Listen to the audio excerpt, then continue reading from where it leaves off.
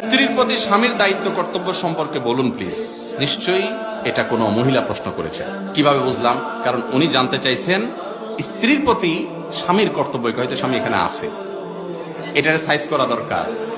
অতএব হুজুর একটু বলেন তাকে যে আমার অধিকারগুলো কি কি, একটু বুঝাই দেন না এটাকে। ভালো, এটা দোষের কিছু না।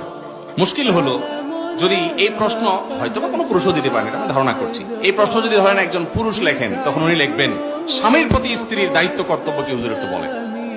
আমরা সবাই অধিকার সচেতন, কর্তব্য সচেতন না। অথচ ইমানদার অধিকার সচেতন হতে পারে, তার চাইতে কর্তব্য সচেতন বেশি হবে।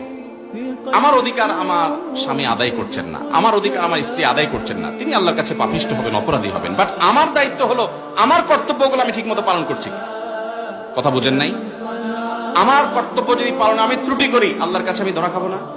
তবে আমারটা আমি ঠিকঠাক মতো আদায় করছি, উনি ত্রুটি করছেন, উনি আল্লাহর কাছে ধরা খাবেন। আমার সাময়িক একটু অসুবিধা হচ্ছে, কিন্তু আমার কোনো লস আখিরাতে হবে না। এটা হলো ইমানদারের থিঙ্কিং এবং চিন্তা ভাবনা।